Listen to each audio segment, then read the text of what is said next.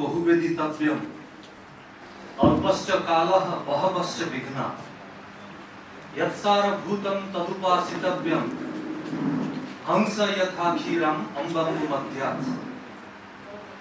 There are many shastras in this world, but I have very limited time and lot of obstacles in my life.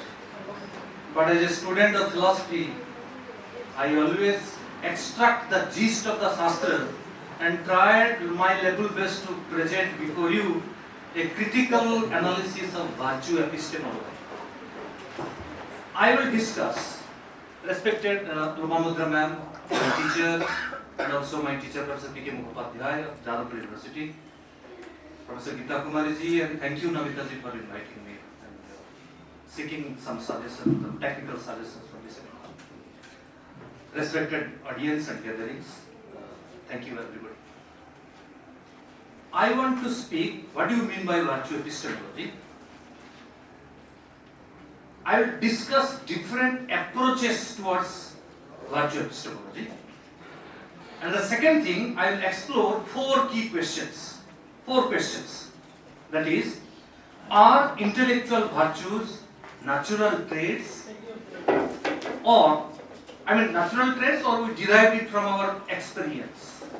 Number one. Number two, this is the criticism of virtue epistemology. Number two, can we think of these virtues as skills, or do we develop, or we can improve? Third, what is their true value? All these intellectual virtues in virtue epistemology, what is their true value in practical life? And the fourth one, how do the intellectual virtues connect to the quest of truth? These are the four questions, critical questions I put to the virtue epistemologist. Then, in the last section, I will discuss that some future research in virtue epistemology, and is there any intellectual virtues in Bharatiya Darshan? Specifically from the Vedas, from the Upanishad, from the Bhagavad Gita, Mahabharata and Ramayana and Kautilya Satrasastra.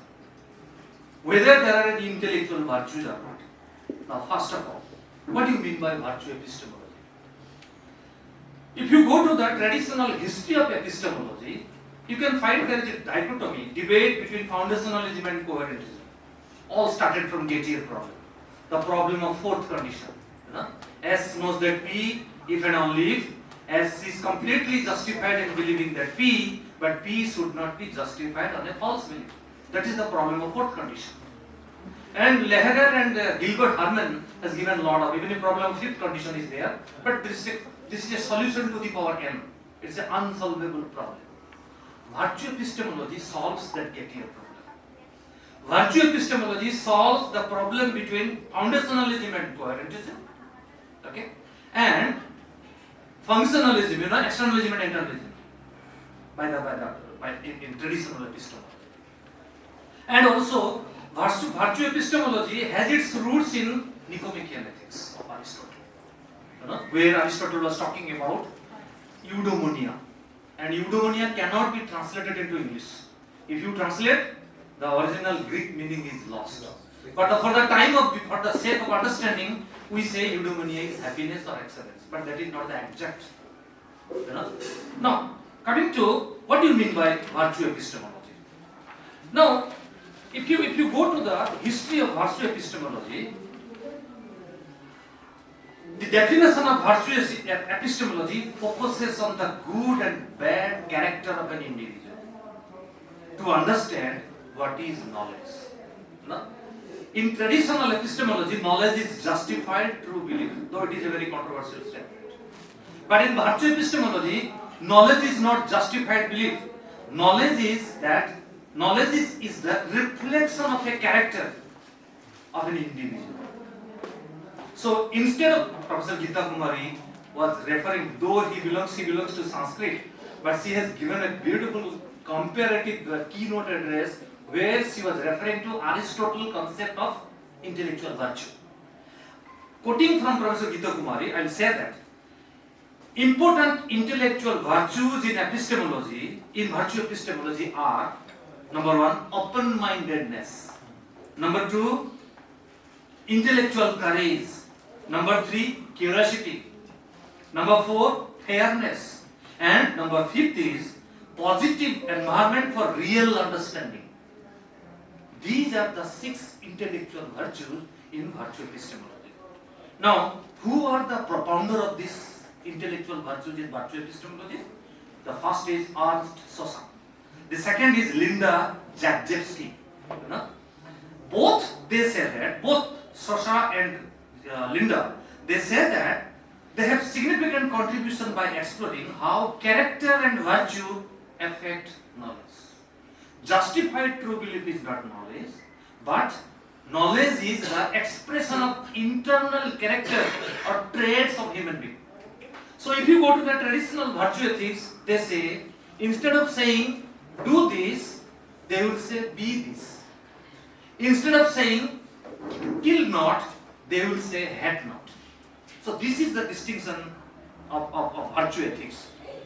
Now, now let me come to these are the basic introduction to virtue epistemology.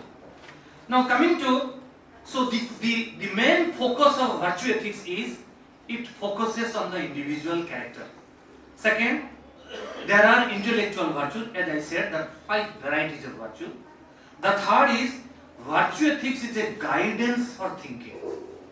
It is not giving you evidences. It is not, Professor Sukharanjan Saha has made a comparative study between Gettier problem in Prasasta Padabhasya. And his wife, Professor Sutapa Saha, has written a book, Evidence and Truth. There, Professor Saha was mentioning that knowledge is a kind of achievement. So that part of Professor Saha correlates with virtue ethics, virtue epistemology, that knowledge is viewed as a success, as an achievement through various action, not just a matter of chance. Now there are 2 types of virtue epistemologists. One is virtue reliabilism, the second is virtue responsibilism. Virtue reliabilism is supported by Ernst Sosa, and virtue responsibilism is supported by Jagjewski. Now, so as I said that it is a counter action to skepticism. It expands the scope of epistemology. I mean, epistemology should not be consisting about foundationalism, coherentism, then the externalism, internalism, the causal theory, correspondence theory, even if Tarski's theory of truth. But epistemology, the expansion of epistemology is because of virtue epistemology. Now, coming to the main thing which I want to say. Many theories, instead of just judging belief, virtue epistemology emphasizes the importance of the individual's character and intellectual virtues. There is a person whose name is Code, Lariano Code.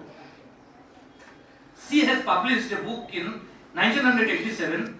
The name is, the title of the book is Epistemic Responsibility. What he says. Code wants to, I quote, Code wants to change the focus of study so that the person or the individual seeking knowledge shares the responsibility for credibility with the information being studied. And the main idea of virtue epistemology is to examine intellectual virtues and vices. Look, virtue epistemology does not only talks about intellectual virtue, it also talks about intellectual vices. Okay? However, there has not been agreement on what these intellectual virtues are, virtues and vices are there. What are the specific intellectual virtues? What are the specific intellectual vices? There is a disagreement between these two. In this contribution, I will outline different answers to the question. What is that? The first question, actually different approach towards virtue ethics is, the first is conceptual focus. Virtue ethics deals with the concept. What is that concept? The conceptual focus has 2 varieties. One is the strong variety, the second is the weak variety. The strong variety states that justified true belief and knowledge are explained only through virtuous concept. But the weak version says that intellectual virtues are more important than conceptual virtues. Okay? This is the now the conceptual focus is basically supported by Linda Jagjewski. But the motivation of virtues is supported by Ernst Sosa. So there is a distinction between motivation of intellectual virtue and the act of intellectual virtue. I mean, there is a motivation of intellectual virtue and the result or action of intellectual virtue. This is the main conceptual focus. But there is also an ontological focus. What is that? The ontological focus on understanding knowledge and justification through virtues without tying those virtues directly to knowledge or justification. In this view, justified belief and knowledge are explained by virtuous qualities themselves. If I say that I know something, that means my knowledge is supported by virtue. My knowledge is supported by internal traits, internal character. Thus, we see justification knowledge is fundamentally linked to qualification of virtues. If I say that I know something, and even if I say that if I don't know something, all two are coming the periphery of epistemology. If you go to the traditional epistemology, it makes a distinction between when somebody says that I know and when somebody says that I don't know. So I have as much, when I say that I know and when I say that I don't know, both are coming to the periphery of epistemology. But when I am saying that I don't know, that comes under the category of virtue epistemology because I have a limitation. Now, some virtue epistemologies combines both conceptual and ontological focus.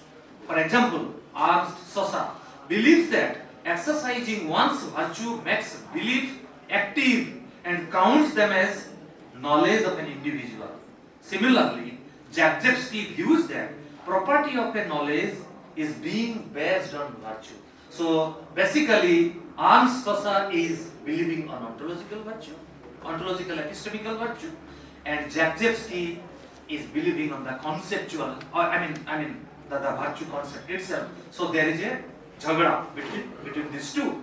Now, thus we have an understanding of the type of intellectual virtues that interest virtue epistemologists. Now, I will ask 4 questions to the traditional virtue epistemologists, which I believe that is a criticism towards virtue epistemologists. Now, first question was, are these intellectual virtues natural or learned? If it is, is it constructed or is it given? If it is constructed, who has constructed it? This is the first question. Second is, are they skills? Are these intellectual virtues open-mindedness, honesty, curiosity? A solution towards skeptical problem. Too much. Absolute skepticism like the Pyrrhonian or the Sextus Empiricus. Are they skills? Are they valuable in practical life? And how do they relate to truth? These are the 4 questions. First question is the criticism towards virtue epistemologies. Many philosophers agree that virtues are strengths of an individual. However, there is a division, there is a disagreement. Some virtue epistemologists believe that intellectual virtues are learned skills, while other epistemologists think that they are natural or born traits.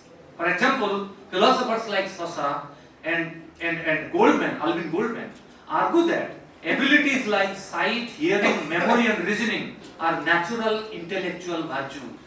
But in contrast, Jagjewski strongly disagrees, arguing that we often take responsibility for our virtues and we are not accountable for natural talents, and she views virtues as deep qualities of an individual that deserve praise when present and criticism when absent.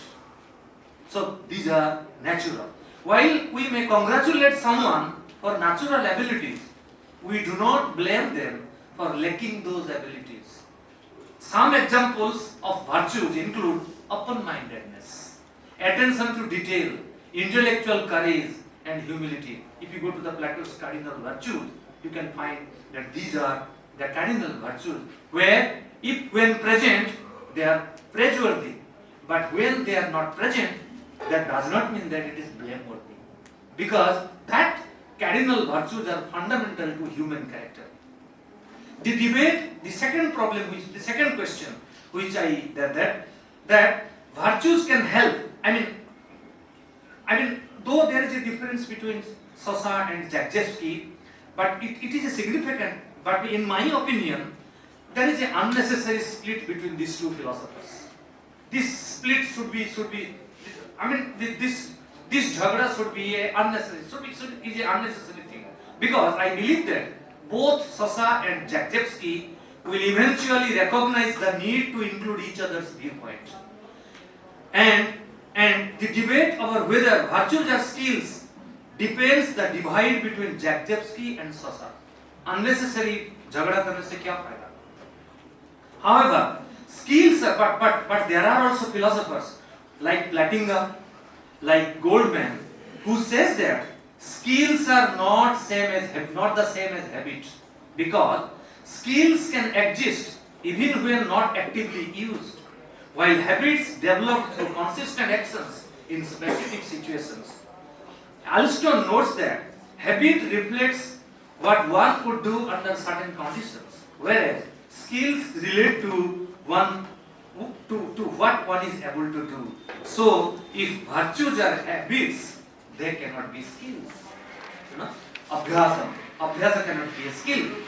But virtues and skills are also different, because like Aristotle, Zagzebski argues that a skill is shown when someone has the related knowledge and action based on that knowledge. For example, using correct grammar shows the skill of a grammar when someone communicates based on the understanding. To show a virtue, however, the action must come from one's internal character. Skill and virtue are not same. Additionally, Zagzebski also states that every virtue has an opposite, like vice.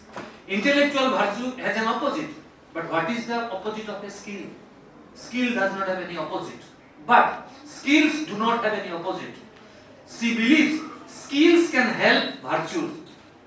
Skills are the complementary form or cooperative form to develop virtuous character in an individual. However, she had some difficulty maintaining the distinction between virtues and skills.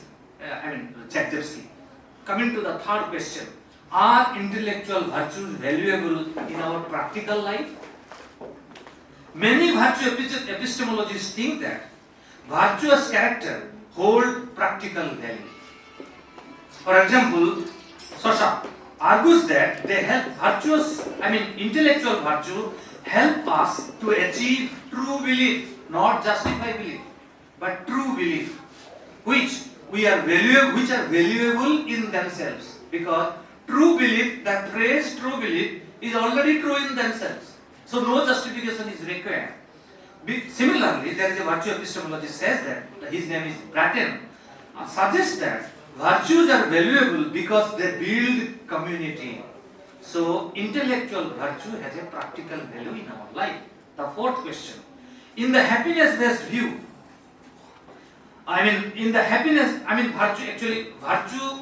virtue gives us, virtue motivates us. That's why virtue has a practical value. Finally, how do intellectual virtue relate to truth? All these philosophers mentioned have commented on this connection. Some define virtues as tendencies to achieve truth, to avoid error. The question whether virtue relate to truth, the answer is that yes, virtue is related to truth, not on the basis of justified truth, or not on the basis of correspondence theory of truth, coherence theory of truth, or pragmatic theory of truth, but not in the form of also Tarskian theory of truth or semantic or absolute conception of truth by Lehrer, but truth here to tendencies and abilities are, truth is achieved because of the internal character. Truth is achieved because I am avoiding error. Truth is achieved because I am avoiding ignorance or avidya or adhyasa. Now coming to the last point, that the future research for virtue, it will take only 5 to 7 minutes. Coming to the last point, what we have observed from this criticism from virtue ethics, virtue epistemology is a diverse field, and it is important to recognize its significance, because epistemology is always talking about external agency, but what about the subjective agency, internal agency? There is a debate between externalism and internalism. According to internalism, justification of a belief is internal, comes within. But externalists say that no, justification comes from outside. And they have a beautiful relationship with correspondence theory of truth, with even in pragmatic theory of truth, like Austin and Wittgenstein's use theory of meaning. But what I believe is that I want to suggest some areas for future research in virtue epistemology. What is that? First, virtue epistemology should clearly define their main focus, whether it is individual character or the external agency. They should be very much focused on their research. Second, virtue epistemologists can gain valuable insights by looking at the work of moral philosophers like Aristotle, Mill, J.S. Mill, Bentham, to some extent Kant's groundwork of the metaphysics of morals. Third, finally, we should acknowledge that Sosa and Zagzebski, who are the conceptual and ontological focus, have different philosophical views, but both address the same questions in virtue epistemology. One is referring to the ontological status, another is referring to the conceptual status. But their aim is same, their ambition is same. Their differing viewpoints provide a chance for constructive dialogue. If virtue is a reflection of human intellectual character, then let us sit for a dialogue. Let us sit for a communication. Let us seek for a sambad. Dialogue is sambad. Why it is dialogue? Because Krishna is asking question. Arjuna is giving answer. Arjuna is asking question. Krishna is giving answer. That's why it's a dialogue. Engaging with these different perspectives can lead to meaningful discussion about the nature and relevance of intellectual virtues. Now, this can enhance how we understand apply virtue epistemology in our practical life. Now, these are the virtue epistemological point of view which I have presented before you from traditional point of view. If you go to the Modern Moral Philosophy by Elizabeth Anscombe in 1950, he was criticizing utilitarian theory and Kant's theory and even into Bentham's hedonism. He is saying that this traditional normative ethics does not talk about human character, it talks about human action. But before 1950, long back from Socrates and Aristotelian's Nicomachean ethics, you can find the intellectual virtues are very much there in Upanishad, in Arthashastra, in Ramayana, in Mahabharata. I'll cite 4 examples from 4 different perspectives. Let me go to Mundaka Upanishad, where there is intellectual virtues there, and this is a sure example of virtue epistemology. What is that? Satyena labhya tapasya rushe atma. If you go to Mundaka Upanishad 3.1.5, what is that? Satyena labhya tapasya resha atma. The self is attained through truth and austerity, intellectual virtue. Coming to Kena Upanishad. Tasya itopoha damaha karmeti pratishtha. Kena Upanishad 1.6.9. Austerity, self-restraint and actions are the foundation of knowledge. These are the intellectual virtues. If you go to Atharva Veda, Sarve Veda, and all Vedas constitute the lower knowledge.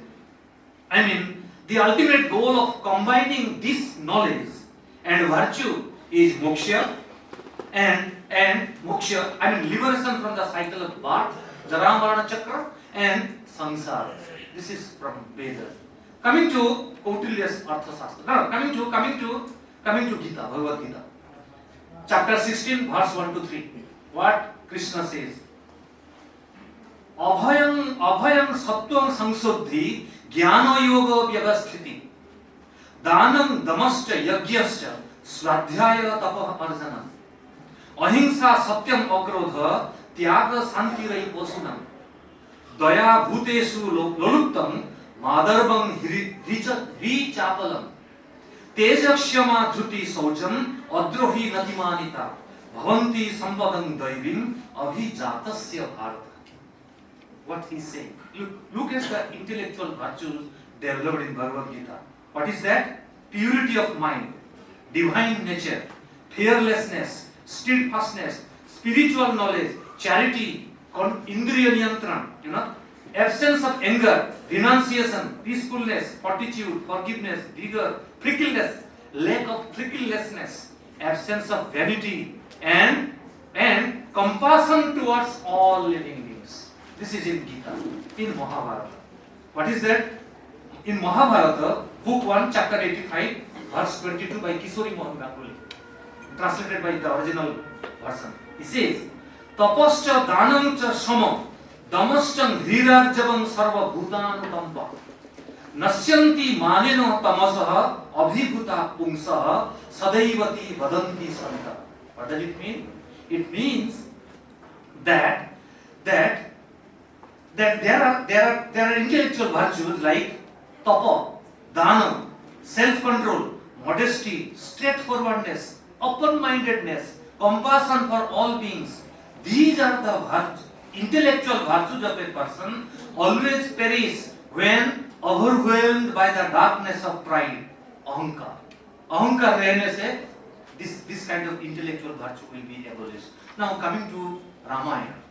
How intellectual virtue is there in Ramayana. Ramayana, Pratham Khanda, 1 Khanda, first sloka. What is that? Buddhimani timan bagmi sriman satru nibarhana. What is that? Ram, he is a great intellectual. Valmiki is saying, the first sloka of Ramayana. Manishada pratishthatamagama saswati sama. You will be happy to know, see, all are in Anushtup Chandra. Manishada pratishtha, 8.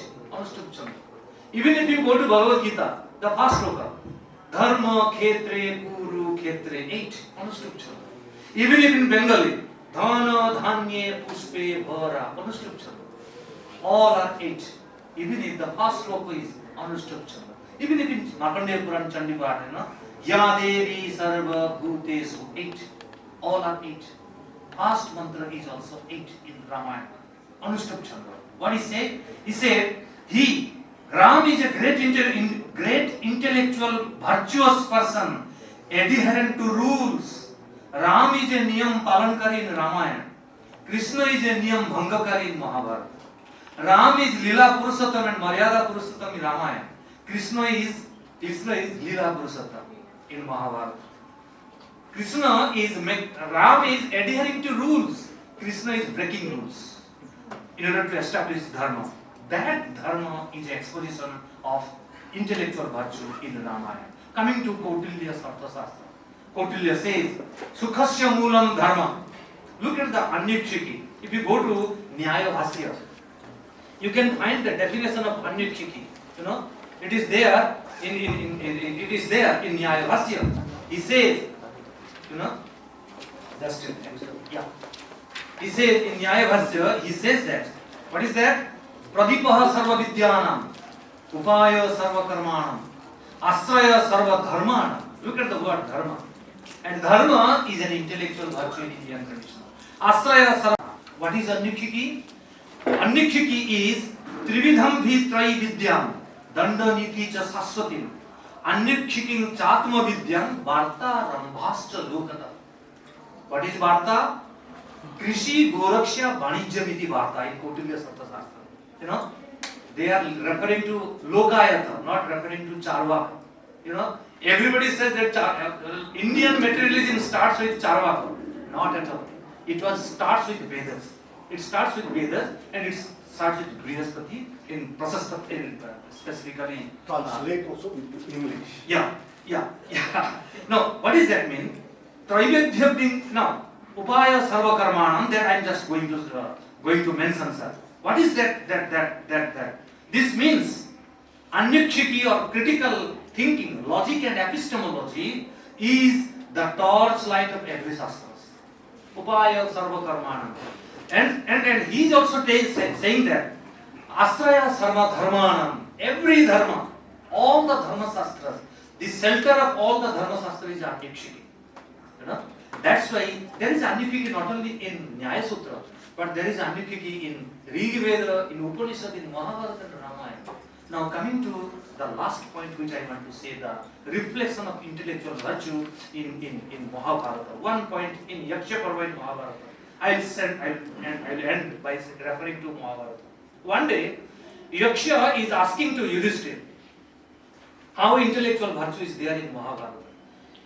Yaksha is asking to Yudhishthira, who is the enemy of a man difficult to conquer? What is the name of the endless disease? And what is the nature of a good man? And what is the nature of a bad man? And Yudhishthira is replying to this question by Yaksha. Krodho sudurjaya satru, lobha pyadhi anantaka, sarva bhuta hita sadhu, asadhu nirdaya smrita. He says, Yudhishthira answer, anger is the enemy of a man difficult to conquer. Krodho sudurjaya satru, lobha pyadhi anantaka. Greed is the endless desire. There is no end to a greed. Who is a good man? Who is an intellectual, virtuous person? A good man is one who seeks welfare of all beings. Sarva bhuta hita sadhu. Sadhu means a dharmi. Sadhu means a virtuous person. Who is a virtuous person? The person who seeks welfare for all beings. And who is an asadhu or a bad man? Who lacks all intellectual virtue? A bad man is one who has no compassion or mercy. Asadhu nirdaya smrita. We say Vaidiki hingsa na bhavati. You know? But there is also hingsa. There are 81 kinds of hingsa. 81. Not in Kaya Mana Vakya, but there are 81. Last point which I want to say from Mahabharata. Lobha mulani papani, sankatani tathaivacha. Lobhat pravartate vairam, ati lobhat vinasyati. Greed is the cause of sin. Greed is the cause of calamity or destruction. Greed gives rise to enmity, and greed destroys a person. Thank you so much. I would like to congratulate LAXMIKANTA for his wonderful presentation encompassing both Western and Indian perspective. But I would like to add to this that a set of neglected philosophers from the Stoics, they are the people whom you need to take into account while talking about virtue ethics. So the session is open for discussion. We do not have much time, so with one brief question. Yes, Very good presentation. I concur with the chairperson. Very good presentation. I would like you to attend where and when and how you will draw the where, when and how you will draw the distinction between the intellectual virtues and the moral virtues. Simple question. I have one question. Yeah, just a minute, I will forget the questions. You know, I have a habit to forget. One by one. Yeah, one by one. Yes. Professor Mao, thank you for your kind words. Yeah, I don't want to make a draw a distinction between intellectual virtue and moral virtue, because if you go to the Nicomachean ethics, specifically if you go to the Platonian concept of cardinal virtue, and also in Nicomachean ethics, you can find 7 kinds of virtues. You know, 4 are cardinal virtues, and 3 are divine or human virtues. There are 7 actually. Yeah, definitely. There is fortitude, there is courage, there is temperament, there is wisdom, there is justice. But when you talk about the distinction between intellectual virtues and moral virtues, I don't find any kind of distinction. Because after all, a moral virtue is possible because of intellectual virtue. And intellectual virtues motivates someone to act in a virtuous character. That is my intention. You can say that yes, intellectual virtue are the foundation of being a morally virtuous person. This is my small answer. Thank you. There little catch is there. When the catch is, one can be highly intelligent, and we know from empirical evidence, and having that intellectual virtue, and yet having lot of vices, or then not devoid of I absolutely moral agree. virtue. If intellectual virtues are good, and if the motivations are good, the action will be very good. Now the point is, if there is a goodwill, concept of goodwill, unless and until you have a good goodwill, your action cannot be a good. So if you have a bad goodwill, then you are definitely, you are an utilitarian or an hedonist, or you are simply violating conscience rules. Always treat the human persons not as a means, but as an end. And it is the intrinsic character. When virtue epistemology are referring to something, they are referring to the intrinsic character of human being. That's why I say they don't say, instead of saying, they often say, instead of saying do this, they will say be this. Instead of saying kill not, they will say had not. So because of this internal reflection of internal character, I don't think the consequence of an action will be very bad. Thank you so much. Yeah, I have been listening to your lecture for quite a few series. You have been translating a sadhu as a bad man all the time in all your lectures that you have been giving. I'm not talking about this particular lecture. Why is it that you call it a bad man and not translate it into evil man? Oh yes, that is the translation. I mean, if you go to the original Sanskrit word, don't translate into English. Make it as sadhu and asadhu. Okay? Don't translate. I always say that even if you go to translate, if you translate the Greek word, the original meaning is lost. Same thing happens in Sanskrit. Now tell me, what is the meaning of dharma? Everybody says it is religion.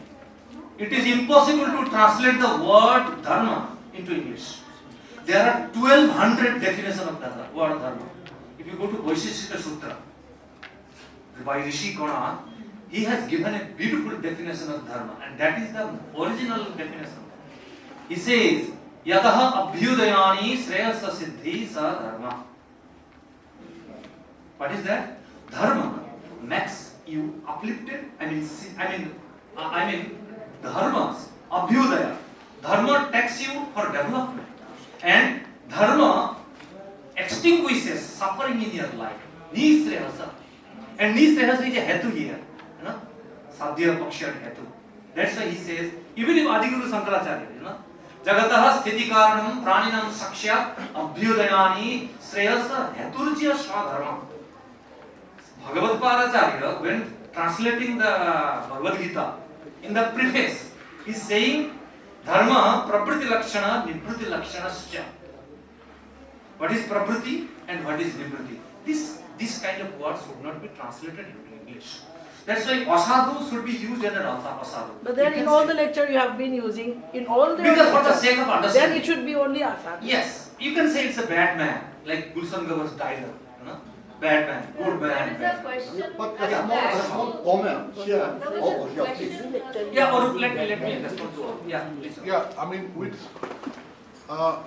within the virtue epistemologist, there are variants. I mean, there are differences as well. So, how will you respond to that? I mean, my simple question, this is number one. And the second thing is that... Let me go by one. Yeah. I bhul jaunga. Please Let let me me go by one. Yeah. Yes, of course. Even if this intellectual virtue, the virtue epistemology, Gilbert Harman is talking something, Arndt Sosa is something, Linda Jacobsky is something, taking something.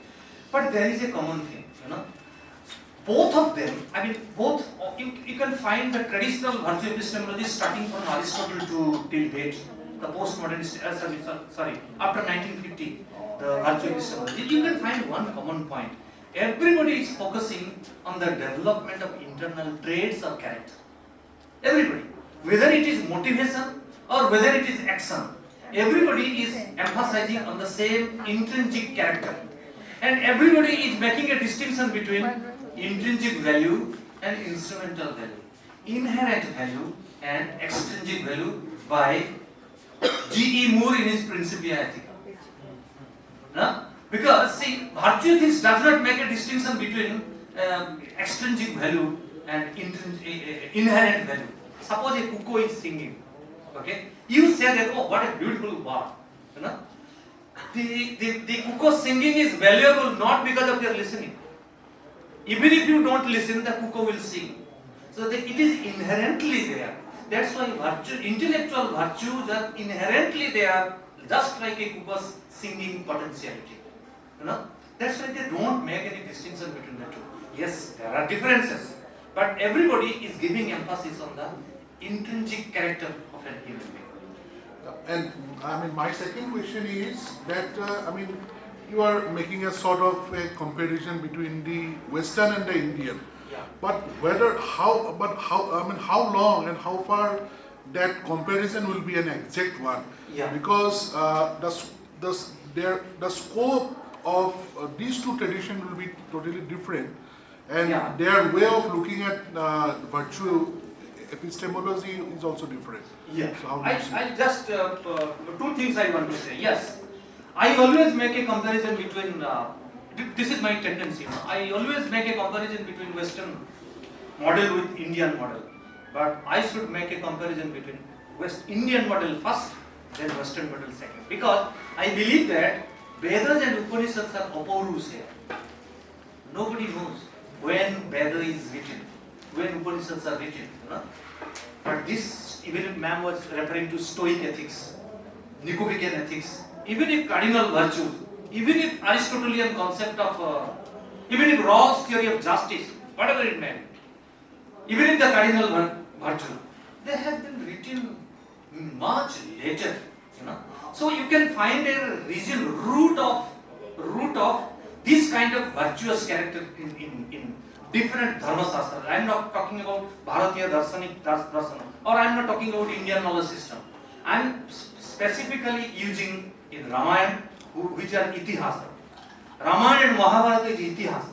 They are not dharma shastra. Gita, I am talking about Gita. I am talking about Vedas and Upanishads, and I am talking about Kautilya's Arthashastra. Because when Kautilya is saying Sukhasya Moolam Dharma, Dharmasya Moolam Artha, look at the inductive logic. He says Sukhasya Moolam Dharma, Dharmasya Moolam Artha, Artha Moolam Rajya Jayam, Rajya Jayasya Moolam Indriya Jaya, Indriya Jayasya Moolam Vinaya. So if you want to be a dharmi person, you have to be a Vinayi person. But in between, there are a lot of logical argument, critical understanding, or anyukshiti. So Indian logic, specifically Nyaya Sutra of Gautama, or even if Nabya Nyaya by Gangesa Mahamopadhyaya, is not logical. I'll refer to. I think. Just one point to that point. I'll refer to one article written by V.K. Motilal. Is Indian philosophy mystical? Please go through that article. And now it is a tendency, ma'am. Indian philosophy is tautology. Indian philosophy is contradictory. Western philosophy is tautology. This kind of discussion going on, and thanks to J.N. Mohanty, thanks to Arindam Chakravarti, thanks to Brinda Dalmia, and thanks to a lot of people who are working in Western country on Indian philosophy, they said it's absolutely wrong concept. Rather, generally, I'm very fortunate enough to meet him in IIT Bombay.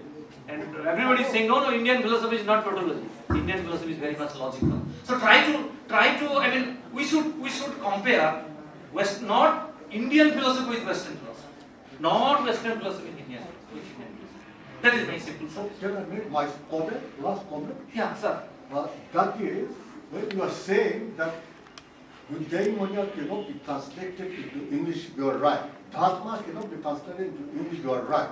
But that does not mean it cannot be understood out of 100, 98, 99, 97%. Yes, absolutely. That would be like the debate Yes. between the English and the German. Yes. The German with few words, one concept can explain precisely, whereas English go round about it and yet it also explain.